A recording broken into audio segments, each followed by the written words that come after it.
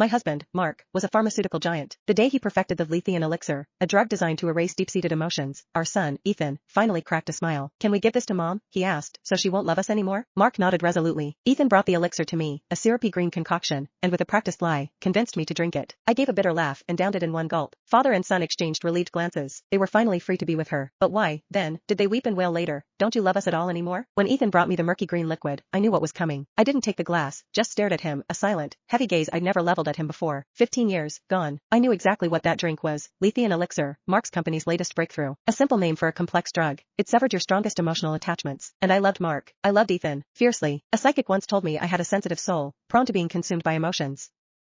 She was right. I'd been with Mark for 18 years, from his days tinkering in our basement to his corner office in the pharmaceutical tower. We had Ethan, and for 15 years, I'd nurtured him from a helpless infant into a brilliant, if aloof, teenager. They were my world. My love for them was visceral, instinctive. But when Ethan was 8, Mark's first love, Amelia, reappeared. Long dark hair, flowing white dress, a captivating smile. Hey, Marky, she'd said with a playful wave, you're not as cute as you used to be. Mark, successful and powerful, melted like butter. He'd claimed to despise Amelia for choosing a life abroad over him, yet here he was, captivated. It was me who'd pulled him back from the brink of despair all those years ago, who'd helped him build his empire from scratch. Ethan, always reserved and analytical like his father, was equally smitten. When Amelia ruffled his hair, he'd blushed, stammering out a shy, "Hi, Amelia." Just like that, they became a tight-knit trio, and I, the outsider. My protests, my tears, my desperate pleas were met with a dismissive, "Don't be so dramatic. You're embarrassing yourself." Amelia, sensing the turmoil, left a note for Mark, saying she was returning the family to me. Then she vanished. Her departure didn't fix anything. Mark clutched the note, eyes blazing, blaming me for driving her away. Ethan, his face contorted with rage, hurled his backpack at me, vowing never to call me Mom again. The life drained out of our home. Mark moved into his office, refusing to share my bed. Ethan, for 7 long years, barely acknowledged my existence. And now, he was offering me tea, eagerly awaiting my compliance. The green liquid swirled in the glass. Ethan's hands trembled slightly. At 15, the charade was clearly a strain. "What kind of tea is this?" I asked, even though I knew. A flicker of hope, perhaps, a pathetic sliver of denial. "Just regular tea, Mom." "Drink it," he mumbled, avoiding my eyes. He'd learned to lie. I looked away, trying to maintain composure. "Where's your father?" "It's my birthday." He could at least bring me a cake. My voice dripped with sarcasm. 7 birthdays, ignored. "Your birthday? Oh, right. That's why I came home early," Ethan stammered, glancing at the doorway. "Dad will be here soon. He's just finishing something up." The door opened. Mark strode in, impeccably dressed, a flicker of anticipation in his usually stern eyes. Like Ethan, he was waiting for me to drink. Once I did, my sensitive soul would be numb. I wouldn't be a dramatic wife, an embarrassment. He and Ethan could embrace Amelia without reservation, and I, no longer loving them, wouldn't care. That was their plan. I scoffed and took the glass. Mark hesitated at the doorway. "Did you forget my present?" I asked, knowing he hadn't bought one. He frowned. It had become a habit, a constant expression of impatience whenever he addressed me. "Dad, it's her birthday. You said you got her a gift." Ethan jumped in. Mark feigned realization. "Right. Of course. I got you. That piano you wanted. It's at the office. I'll bring it tomorrow." His lie was smoother than Ethan's, delivered with practiced indifference.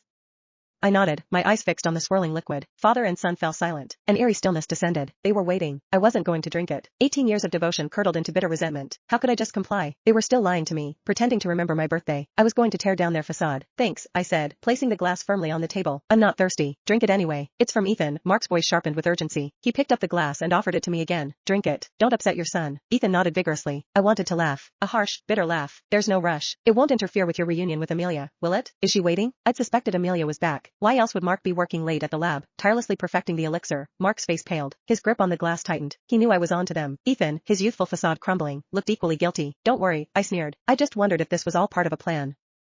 You, Ethan, and Amelia." The elixir had been in development for years. Had I been a target all along? "Fine," Mark said, regaining his composure. "Since you know, there's no point hiding it. We've been considering this for 7 years. You're impossible, a shrew. I wouldn't abandon my wife, and Ethan wouldn't sever ties with his mother. So the elixir was the best solution. To make you, normal. Normal? So, loving them was abnormal? Hilarious," I said, giving them a sarcastic thumbs up. Mark, unaccustomed to my defiance, snapped. "What's so funny? Just drink it." He jabbed a finger at the glass. Ethan chimed in. "Drink it. Then I'll still be your son. Otherwise, we're done." "Perfect. Fine," I said, picking up the glass. "I'll drink it." All my questions, all my love, had evaporated. It was time. Father and son watched, eyes bright with anticipation. I raised the glass and drained it in one long swallow. Let it tear my sensitive soul to shreds. I was done with them. The bitter taste triggered a wave of dizziness. I slept for 2 days straight.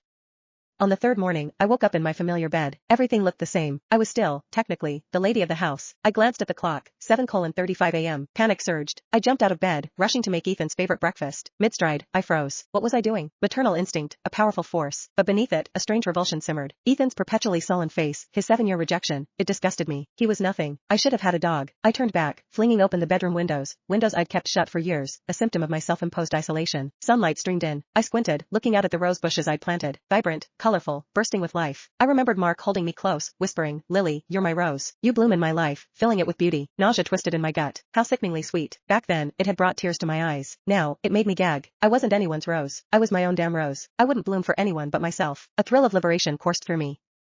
The elixir was working. I practically skipped to my vanity table and started rummaging through my makeup. I hadn't bothered with it in years. Mark never took me out anymore, and Ethan wouldn't let me near his school. I'd become a recluse, indifferent to the luxuries I once enjoyed. Now, my interest was piqued. 30 minutes later, I stared at my reflection. Hair up, lips a vibrant red, a striking resemblance to my roses. Lily Morris, still got it. I raided my closet, trying on designer dresses I'd never worn, gifts from, who knows. I settled on a white dress, perfect for a rose. Beautiful. Lily Morris, definitely still got it. A flicker of memory surfaced. I used to love white dresses. Mark loved them too. He said I looked most beautiful in the white dress I wore playing piano at our college talent show. After we married, I kept wearing them, just for him, until Amelia showed up, hair up, white dress, and I became the stand-in. I chuckled, heading up to the third floor music room. The housekeeper kept it spotless, but I hadn't touched the piano in years.